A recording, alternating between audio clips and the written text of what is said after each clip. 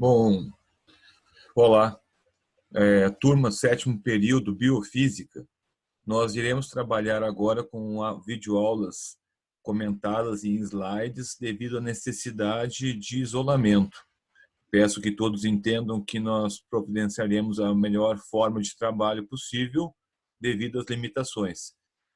Estarei disponível todas as aulas no horário online e por e-mail para tirar dúvidas, assim como pelo WhatsApp quando necessário, mas acredito pelo AVA nós tenhamos uma melhor comunicação. Agradeço então o entendimento de todos. Hoje nós trabalharemos com movimento e propriedades dos fluidos. A ideia é entender como o sangue e a água fluem dentro do nosso corpo através das noções da hidrodinâmica, ou seja, das equações físicas que compõem cada estado de trabalho.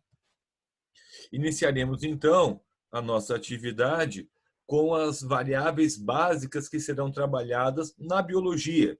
Nós temos esse comportamento que existe em prol dessa ação em vários campos da hidrodinâmica, como escoamento, porém o nosso foco principal é o escoamento de sangue. Então nós temos uma limitação de espessura das artérias, uma limitação de espessura dos capilares. Então nós temos equações que são variáveis que são características para essas espessuras. Sejam elas então a densidade, a viscosidade, certo? E as formas que esse sangue flui, que seria no escoamento laminar ou no escoamento turbulento. Nós sabemos que a densidade e a viscosidade são ações de grande importância, certo? Pois mostram a capacidade do sangue fluir. Isso, existem doenças que há necessidade de aumentar a viscosidade, diminuir a viscosidade do sangue. Então, o sangue se torna menos viscoso, nos cortes ele demora mais para cicatrizar, certo? Isso ocorre tradicionalmente nos diabéticos. Mas, seguindo então as nossas partes, nós veremos então que esses escoamentos, certo, de fluidos, no início serão caracterizados como ideais. O que seriam excluídos considerados como ideais? Seriam escoamentos que não possuem choques internos entre a sua matéria. Quando se considera os choques internos, nós temos que pensar nas transferências de energia entre cada choque. Então, isso não vai ser efetuado, pois seria uma matemática muito além da nossa ação e desnecessária para o nosso movimento. Então, tá assim, o escoamento não depende do movimento de uma partícula, mas sim de um grupo. Ou seja, nós temos então um comportamento não só de um elemento do sangue, mas de uma vazão, de uma quantidade de sangue, que se comporta com as características físicas de densidade e de escoamento. Esses fluidos que nós trabalhamos, eles têm duas condições. Eles vão ser compressíveis quando se tornam, por exemplo, como o ar, ou seja, todos os fluidos, quando considerados como gases, se tornam compressíveis, eles se comprimem. Isso nós temos como experimento um aparelho de injeção sem a agulha, coloca-se o dedo na ponta e aperta-se com o ar, verifica-se que há uma compressão do ar naquele êmbolo. Quando tira-se o ar e coloca-se água, não existe essa compressão. Então, nós notamos que a água é incompressível, né? Não é incompressível, é incompressível. Né? Então, essas diferenças de compressão e incompressão mostram que nós temos dois tipos de comportamentos dentro do nosso corpo. Né?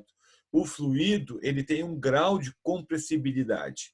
Então, esse grau vai ser alterado de variável de fluido para fluido. Por isso é importante estudar a densidade e a viscosidade do tal fato. De forma geral, então, nós fechamos que os gases são compressíveis e os líquidos são incompressíveis. Bom,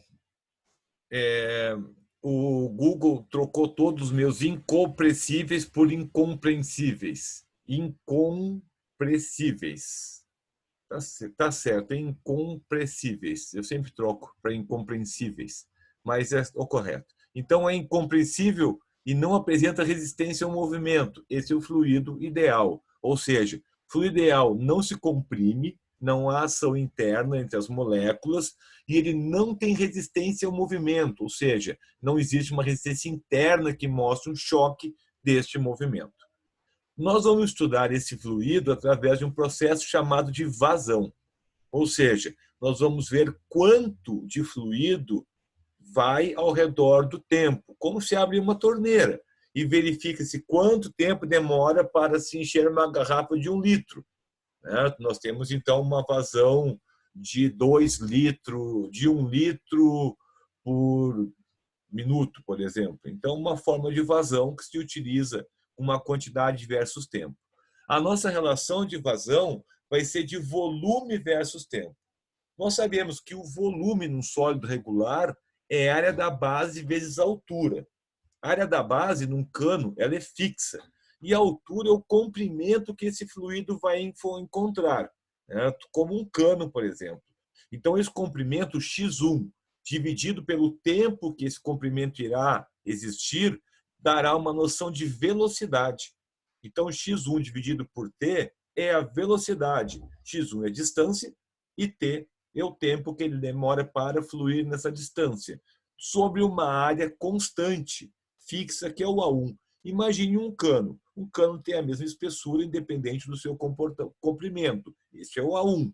O X1 é o que ele vai percorrer de distância neste cano por um determinado tempo, que dá uma noção de velocidade. Então, nós temos o fluxo exemplificado por um produto entre a área e a velocidade do sistema. Este produto ele tem um processo que nós chamamos de conservação da massa. O que significa conservação da massa? Significa que todo o fluido que entra tem que sair. Certo? E ocorre o quê? Uma relação entre a área de entrada e a velocidade de entrada, e a área de saída e a velocidade de saída. Nós observamos que, quando eu tenho um produto A1V1, eu tenho o mesmo valor do outro lado A2V2. Então, se eu diminuo a minha área A2, eu ocasiono um aumento da velocidade V2. Isso todos já fizeram. Quando? Quando vamos aguar no jardim. Quando nós seguramos a ponta da mangueira e diminuímos a área que nós temos um aumento da velocidade de saída. Consequentemente, nós atingimos valores mais longes com a água. Então, este processo acontece também no nosso corpo, mas, infelizmente, devido a entupimentos de artérias, onde ocorre pontos e que a área é diminuída. E essa área diminuída ocorre, então, um aumento da velocidade no processo.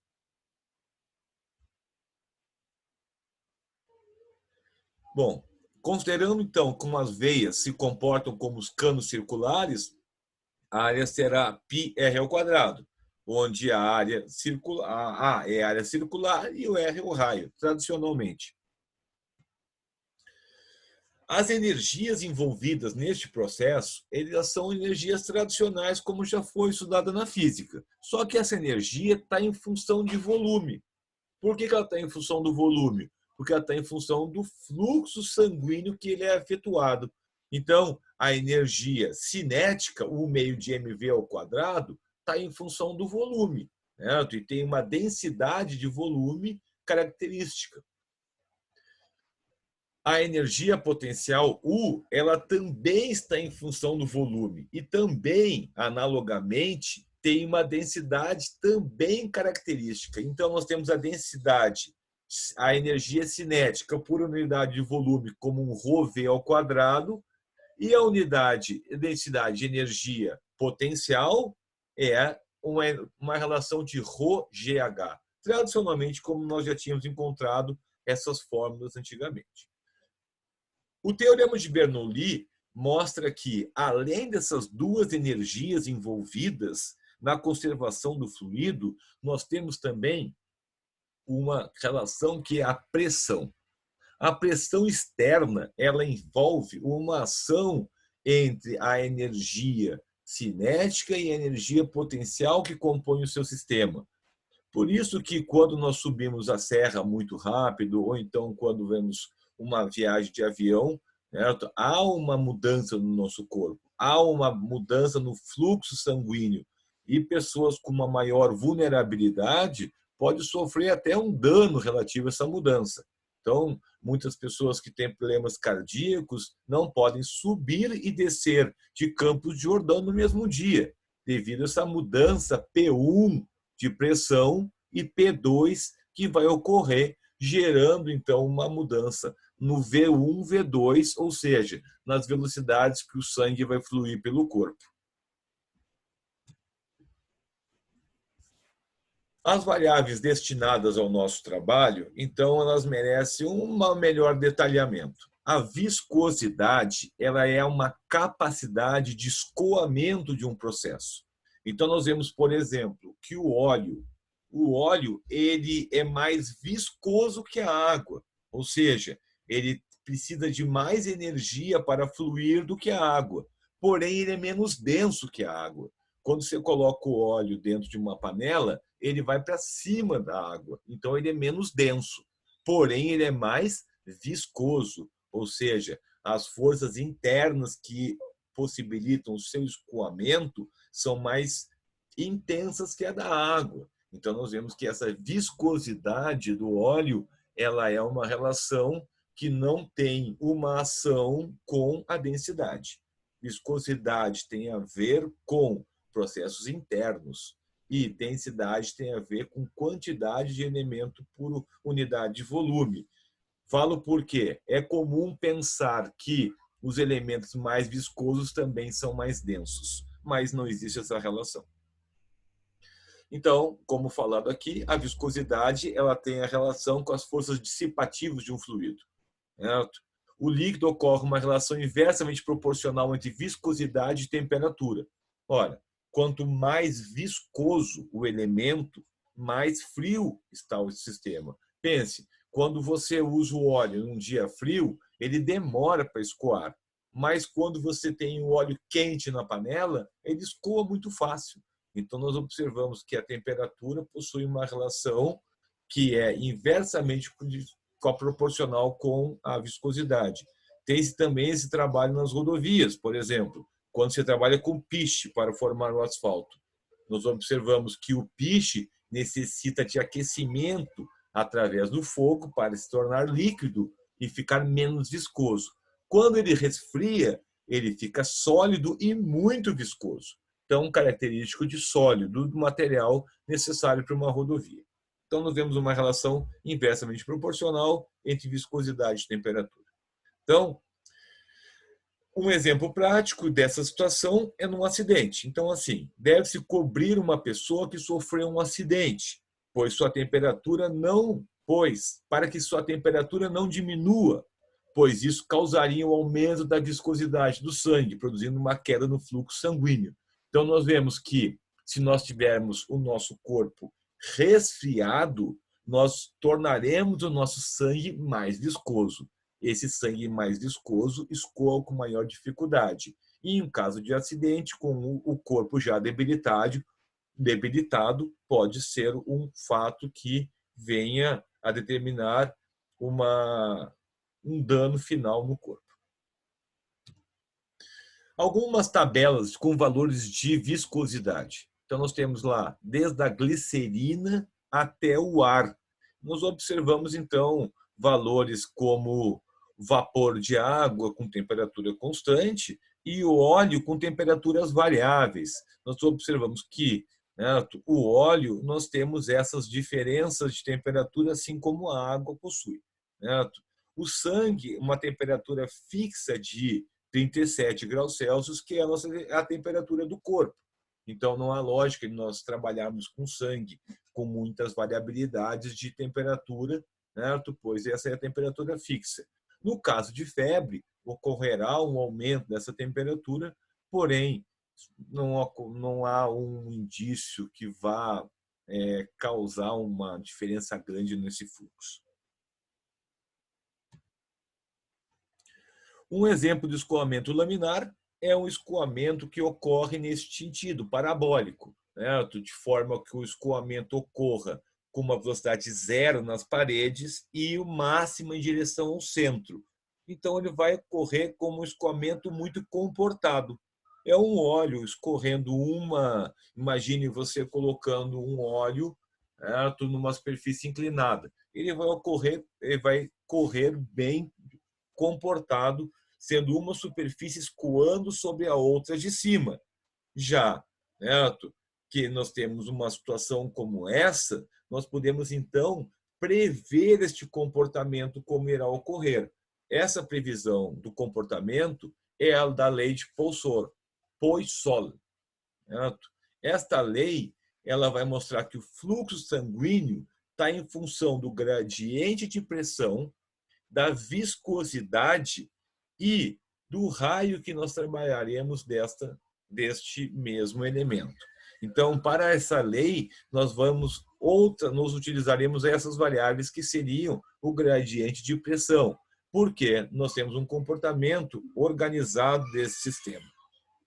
A velocidade média desse sistema é simplesmente um isolamento, já que nós temos a quantidade de fluxo como velocidade vezes área, a velocidade vai ser fluxo sobre área. Sendo uma divisão do fluxo obtido, certo, pela lei de Poisson, nós temos, então, uma velocidade final, certo, exemplificado por ΔP_r², 8 ni ΔL. Mostra, então, a nossa velocidade, nossa forma da velocidade em relação ao fluxo. A resistência da tubulação, ela também pode ser trabalhada em relação a isso. Essa resistência é útil porque pode ser enxergado, então, um cano ao longo de um certo comprimento, tendo, então, um comportamento semelhante, passo a passo. Bom, devido ao aumento da velocidade e às rugosidades que formam um sistema, ou seja, o incentivo aos choques internos, o escoamento pode se tornar irregular, com formação de redemoinhos. Nessa situação, nós temos o choque interno de uma forma mais intensa que o atrito de escoamento. Ou seja, não existe um maior grau de liberdade para que ocorra o fluir e isso torna, então, a ocorrência de redemoinhos. Um exemplo clássico disso é se você acender um incenso num local com pouco vento. Você observará um escoamento perfeito próximo a ele e, após uma certa altura, um escoamento desordenado, caótico, em forma de redemoinhos. Este é o escoamento laminar, próximo à chama, e distante à chama, o turbulento. O meio que ocorre essa transferência de escoamento é o meio relacionado ao escoamento, à viscosidade do escoamento e à densidade do escoamento. A sua densidade, perdão, a sua velocidade, o seu diâmetro, a sua viscosidade e a sua densidade. Ou seja, o número de Reynolds ele depende dessas variáveis para que possa se estabelecer um padrão. Se esse número de Reynolds possuir valor acima de 2000, ele possui um comportamento turbulento. Se ele possuir valor abaixo de 2000, ele tem um valor laminar. Este número de Reynolds não possui uma unidade, ele é um valor adimensional. Por quê? Porque ele trabalha simplesmente como um valor limite. Então, toda vez que nós quisermos identificar o limite entre a velocidade de um escoamento, basta que nós utilizamos o número de Reynolds como 2000, e ele vai mostrar esse momento de transição entre os escoamentos. Isso é muito útil para saber a velocidade limite de transição. Bom, vamos a um exemplo resolvido. Certo? Nós vamos determinar a velocidade do sangue em metros por segundo, como uma velocidade tradicional. Só que este valor inicial é dado em litros por minuto. Então, funciona assim. Determine a velocidade do sangue em metros por segundo quando o seu fluxo é de 6 litros por minuto em uma aorta de 2 centímetros de diâmetro. Bom, primeiro, então, nós sabemos que a aorta com 2 centímetros tem um raio dividido por 2. Raio é a metade do diâmetro. Então, o raio 2 dividido por 2 dá 1 centímetro. 1 centímetro passado para metro é 0,01 metro. Esse 0,01 metro, utilizado na equação da área, πr ao quadrado, vai dar uma área de 3,14 vezes 10 a menos 4 metros ao quadrado. Observando, acompanha-se facilmente essa fórmula. Continuando, nós vamos ver que o fluxo de 6 litros por minuto necessita de uma transformação. Primeira transformação, litro tem que ser trabalhado em metro cúbico para ser trabalhado no sistema internacional. Se sabe que 1 metro cúbico é igual a 1.000 litros. Então, 1 litro significa 10 na menos 3 metros cúbicos. Sabe-se que um minuto são 60 segundos, então eu tiro o minuto e coloco também 60 segundos. E agora eu tenho um fluxo de 10 na menos 4 metros cúbicos por segundo. Essa transformação vai possibilitar, então, que eu trabalhe no sistema internacional e agora utilize a minha equação, que é que a velocidade mostra que ela é o fluxo dividido por área. Fluxo 10 na menos 4 e área 3,14 vezes 10 na menos 4. Eu posso cancelar os 10 a menos 4 e encontrar uma velocidade de 0,318 metros por segundo, ou 31,8 centímetros por segundo. Essa é a velocidade que o sangue está fluindo neste momento, quando a vazão é de 6 litros por minuto em um sistema com 2 centímetros de diâmetro. A circulação sanguínea ela pode também possuir alguma relação aonde o fluxo sanguíneo ocorra uma diminuição. Por que ocorreria uma diminuição no fluxo sanguíneo? Entupimento de artéria. Então, todo o entupimento de artéria causa uma diminuição no raio disponível para o fluir do sangue. E essa diminuição do raio disponível ocasionará uma maior velocidade naquele momento. E essa maior velocidade, como visto na equação de Bernoulli, pode alterar a pressão e alterar também, então, o comportamento ou até um processo de rompimento de artéria. Vejamos o exemplo.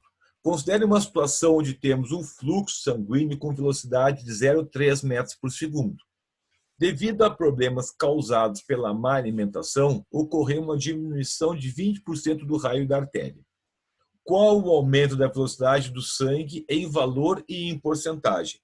Vou fazer em porcentagem e vou deixar o valor para você resolver. Veja.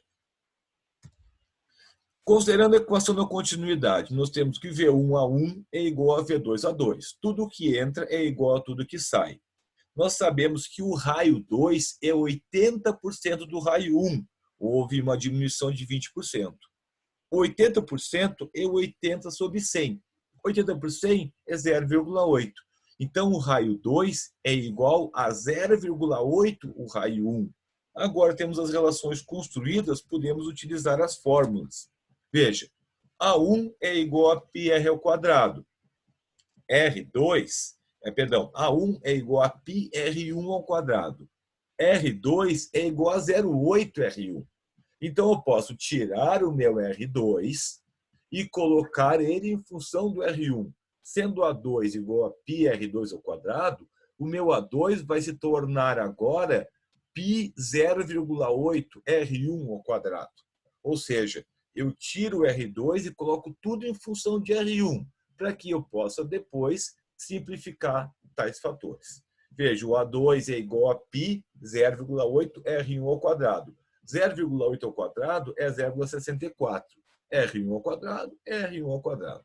Então, retornando à fórmula da continuidade, nós temos V1A1 igual a V2A2.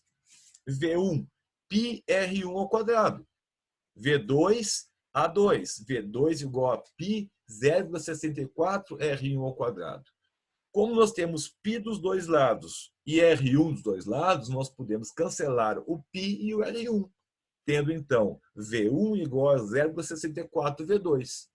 Mudando ou isolando o V2, o 0,64 para baixo do V1. Então, nós temos V2 igual a V1 dividido por 0,64. Ou seja, V2 igual a 1 dividido por 0,64. Isso dá um V2 igual a 1,56 V1. V2 igual a 1,56 V1 quer dizer que houve um aumento de 56% na velocidade do sangue naquele mesmo ponto. Isso, veja, uma obstrução de 20% do raio, nós temos um aumento de 56% do sangue. Isso mostra o quão sutil é o escoamento dentro do nosso corpo e o quanto é importante manter as artérias e veias desobstruídas. Vejamos um exemplo agora para determinar o tipo de escoamento. Nós vamos determinar um limite entre um ponto para verificar como o escoamento se torna no sangue naquele momento. Veja o exemplo. Uma artéria de um adulto possui 2 centímetros de diâmetro, fluindo sangue com viscosidade μ de 0,004 kg por metro segundo e densidade igual à da água, 1000 kg por metro cúbico. Sabendo que o limite entre o comportamento laminar e turbulento é com o número de Reynolds de 2000, determina a velocidade que altera o comportamento de laminar para turbulento. Então, como foi falado, muito importante é saber para cada sistema existe uma determinada velocidade. Vejamos a resolução. Nós temos a equação que determina o comportamento como o número de Reynolds. RE igual a V d ρ sobre Ni. RE igual a velocidade, velocidade, diâmetro, densidade sobre viscosidade. Isolando o V, nós vamos passar a viscosidade multiplicando o número RE e o diâmetro e a nossa densidade dividindo. Então, vai ficar V igual a Ni RE sobre D sobre Rho. Substituindo, nós temos que a densidade é 0,0, que a viscosidade é 0,04. O número de Reynolds limite é 2000. O diâmetro D é de 2 centímetros, ou seja, 0,02 metros. E a densidade é de 1000 quilos por metro cúbico, 1000. Fazendo essa divisão, nós temos lá 2.000 dividido por 1.000, 2, 0,04 dividido por 0,02, 0,2 vezes 0,02, 0,4. Então, nós temos que o V igual a 0,4 metros por segundo ou igual a 40 centímetros por segundo. Isso quer dizer que neste local, a partir de 40 centímetros por segundo, ocorre uma mudança do fluir do sangue de um escoamento laminar para turbulento. O escoamento é de grande importância no nosso estudo, pois nele nós temos o fluir da água, o fluir do sangue no nosso corpo. Há outros tópicos que são também importantes para o nosso trabalho, que nós continuaremos estudando nas aulas posteriores.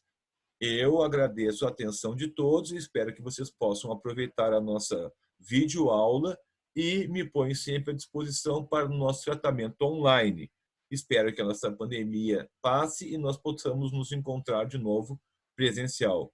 Uma boa semana de estudo e não esqueça de resolver os exercícios de questionários do AVA.